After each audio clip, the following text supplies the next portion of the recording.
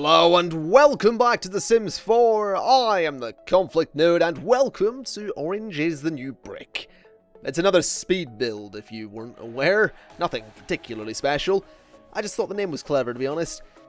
This is certainly an interesting speed build. I originally set out to build a modern house and I sort of did everything in a weird order. I would usually lay the foundation of the house and then go from there.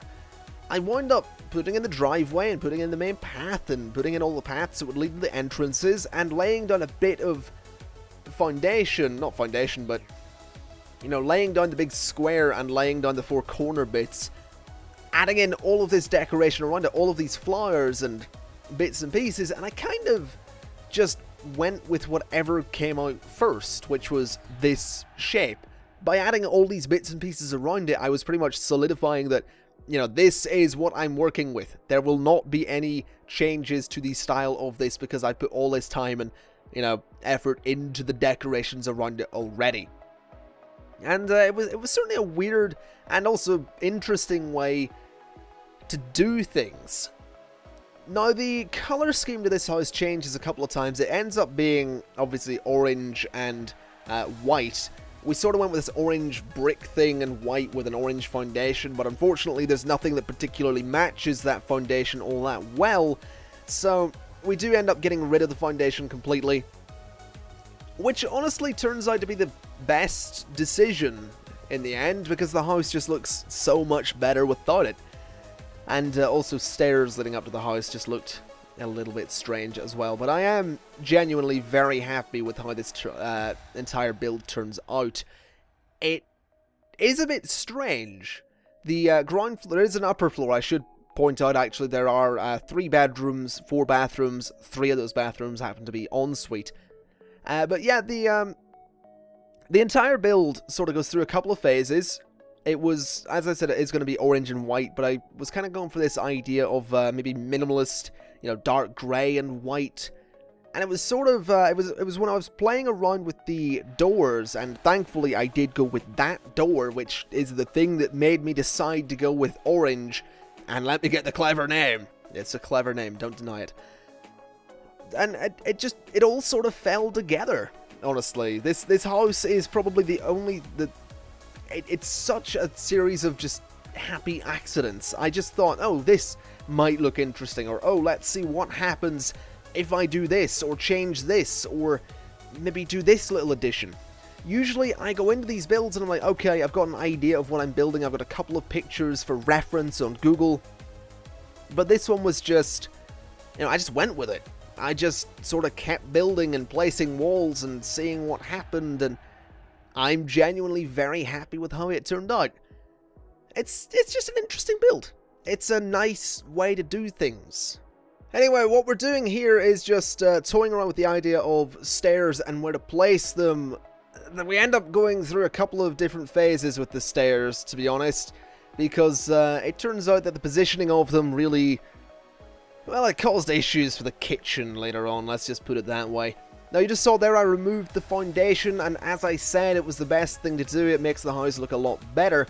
And once again, of course, we're toying around with color ideas. I did very nearly go with this dark grey and red theme that would have worked. To be honest, I like that scheme. I think it looks good, and I probably will use it on some house in the future. This kind of dark grey and red thing. Don't know what house, but I'm probably going to use it because I sort of do like it. And then, as I said, a couple of happy accidents happened. I was looking at the windows and the various colors, and I noticed this orange one, and I found something that sort of matched it, and I sort of instantly fell in love. I love the color orange. It's why the channel's kind of color scheme is primarily orange. And I think this just really worked, to be honest. I think it looks good. And I wasn't quite sure what to do with the roof, but I wound up going for this single slant that happened to turn out pretty good as well. We make it a nice kind of, a bit of a shiny black roof with a white trim on it as well.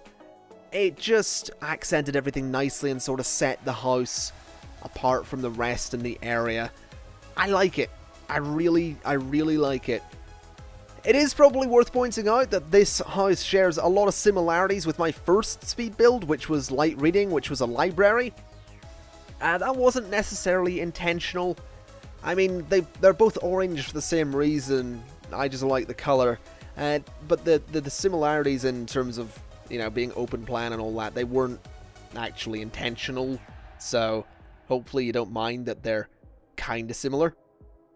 Now, it's also interesting, it's also worth pointing out that the two floors share very different styles. This upper floor is a lot more traditional in its layout, in that it's sort of a landing area with a hall here and there. And it's just quite the contrast to the lower floor, which is obviously very open plan and, you know, big open spaces, lots of echoing down there.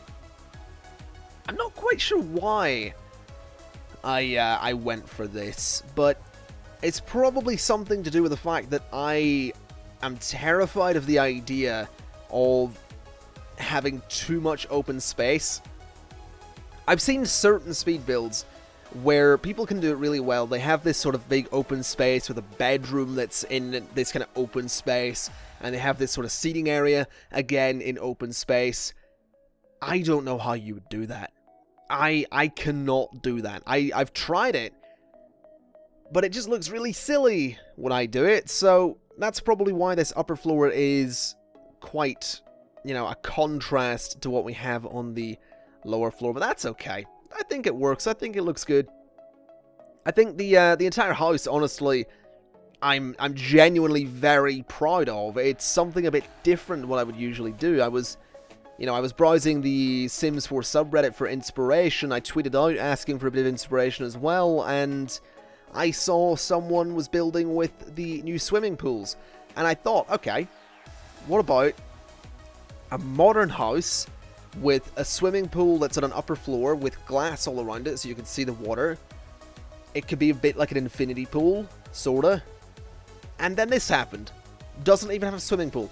Doesn't have any ponds or anything. It's just a sort of modern slash futuristic slash weird house that, again, came about through a series of happy accidents. Now, you've probably noticed I've gone for a little bit of a silly color scheme upstairs. We have some very bright colors in all of the rooms, but that's sort of okay. The master bedroom was the one that was sort of the purpley pink color. That actually changes. We end up changing it to a mix of a pale pink and white a little bit later on, just because I couldn't find anything that matched the sort of light purple on the walls there. It's a pain in the ass, to be perfectly honest. The Sims 4 has so much cool stuff, but so not a lot of it actually crosses over and works. There's some very specific sets that are sort of missing certain key elements, so you have to sort of mix and match certain sets of items to make it work, and it's such a pain, but when you manage to do it, you know, it feels great. You get a good looking house. Now, what we're doing here is just working on the living area, and this was it's very interesting. I'm not quite happy with how it turned out at first, but it does end up looking a bit better.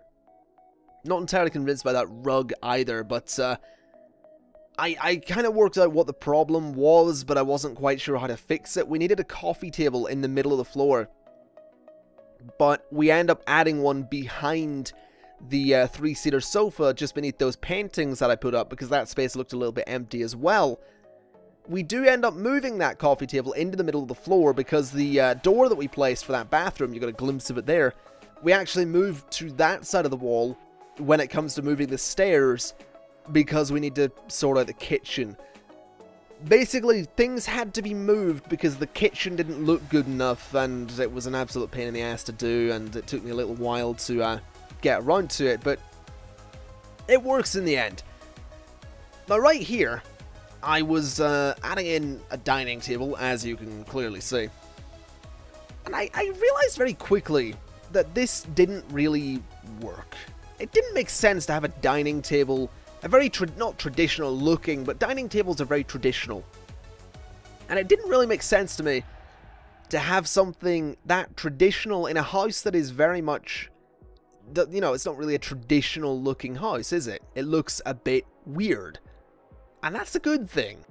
I like that it looks a bit weird. I think weird looking houses are some of the most interesting houses that you can get. Now, you see me there just adding some benches to that breakfast bar. We end up getting rid of that completely. As I said, the dining table didn't really fit in. I think the breakfast bar sort of created too much of a divide between the living space and the kitchen space. So I end up just moving that door around to that side of the wall, putting one of the paintings above it, getting the other one out of there. We obviously moved the coffee table and one of the lamps as well. And going ahead and adding in some cabinets. Very soon, I'm going to realize, while building, that I want more space. I don't like where the stairs are. I didn't really like where the stairs were to begin with, but I wanted a bit more space to work with in this kitchen. So we end up just looking at the fridge placement and the stair placement and realizing that if I go ahead and expand this upper area a little bit, I can turn the stairs around, which sort of made more sense anyway.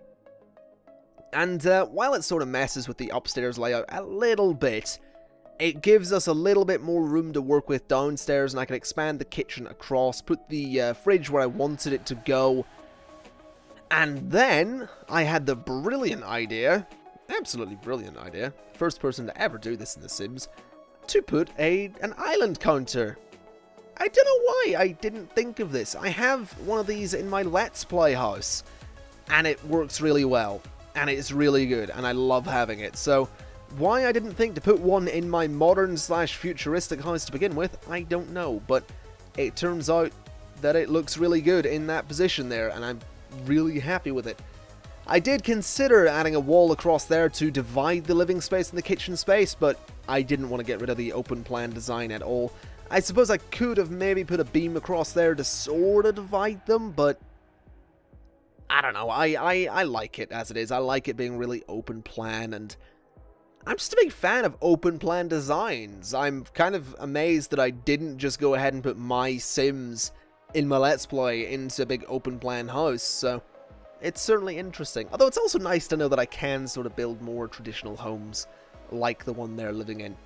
So it's a nice range to have, that I can do these, you know, modern houses as well as more traditional homes. I think my next build is... I'm almost certain that my next build is actually an internet cafe, as suggested by someone on Twitter, but after that I think I might try and do a more traditional build. Oh, by the way, and this isn't me plugging my Twitter, but if you tweet me suggestions for speed builds in The Sims, I probably will do them. In the same way, if you comment on this video with suggestions for speed builds, I probably will do them as well. Just saying, I sort of ran out of inspiration when it came to doing this build. That's why I was on the Sims 4 subreddit looking for inspiration before this. I run out of inspiration sometimes for builds. It's happened a couple of times, to be honest, and, you know, sometimes people can give good inspiration, good ideas, and stuff that I never thought of, such as an internet cafe, which is going to be really fun to do, although it's probably going to have to be a lounge.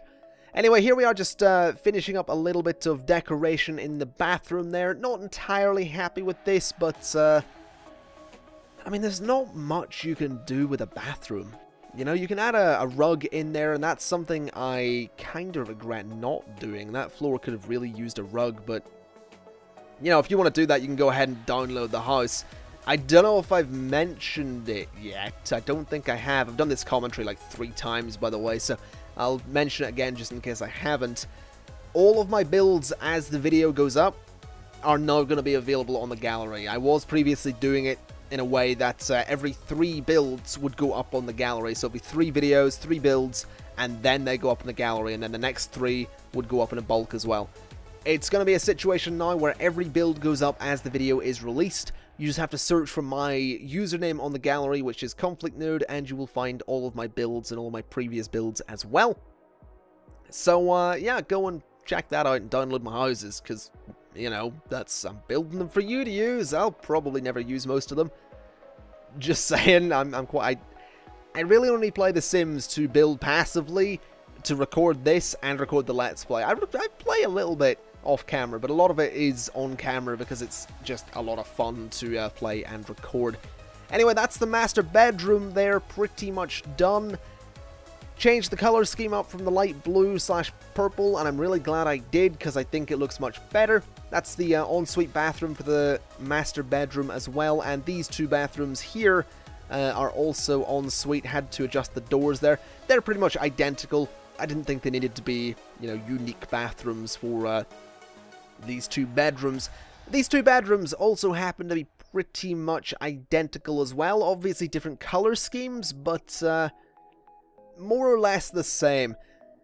I'm really not sure, you know, what kind of family is going to be in this house. Part of me thinks it could be a family with kids or teenage kids, but at the same time, it could be, you know, a load of Sims that are just friends. You know, one of them is maybe, you know, two of them are maybe a couple, and then there's two that aren't a couple, and they have their individual rooms as well. I'm not quite sure, to be honest. I have no idea what kind of family you would have in this house, and that's weird. I usually have some idea, but this time round I'm just lost for it. Now, this is something here. I was considering doing the jukebox and then, you know, the grandfather clock behind it because I thought it looked cool, but I decided against it because it served no purpose whatsoever. I just thought it was an interesting looking combination of items, you know, the very kind of modern looking jukebox with the very old grandfather clock. I just liked it. I don't know what it was, but I just liked it. Now you can see me here just going about and adding in little bits of decoration here and there to the kitchen and just various places in the house. Not quite sure why I wound up going and doing that, but I did. I don't know. I think just adding a little bit of color to the walls is probably a good idea. And here we are just adding some things to the upstairs kind of... I call it a gaming room. It's not really a gaming room. I don't think there's any gaming things in here. It's sort of an entertainment room, although I would be tempted, were I to play this house, and this is totally me suggesting that you play it and do this, because I don't know why I didn't do it. I would maybe turn that into an office, because it's just hit me, as in right now, that there isn't a single computer in this house, and computers are sort of key to a lot of things in The Sims 4. So you might want to turn that into an office, or put a couple of computers about the place. Oh no, we do have a computer, we've got one downstairs, I'm an idiot. But... wow, I'm, you know, watching this video back and commentating it, and I completely forgot that we do have a computer. But you could still turn that into an office. One computer for 4 Sims might not necessarily be enough. Now here's another seating area and some bookcases, bookshelves. Bit of a weird area to have a sofa and some bookshelves, but I didn't really have anything to put there, to be honest, so I think it works. Now what we do here is we have that weird corner where the cactus is. I wasn't really happy with it, so I decided to go ahead and bring a diagonal wall across there. And I think it worked better that way, as opposed to having this really ugly sort of cutaway in the house. Of course, adding in a very important painting there, and a little bit more decoration to the area. And I realized that I haven't got all that many accent walls in the house. And I like accent walls. We have one in the master bedroom, but we don't really have any anywhere else. So, after messing around a little bit with some lights there, I decide to throw some accent walls into the build, just a little bit, on 3 places in that hallway, and I think it looks really good, to be honest. Now here we are moving outside to do a little bit of work on the, obviously the landscaping. The landscaping in this build was certainly interesting, to say the least, because I wasn't entirely sure how to go about doing it.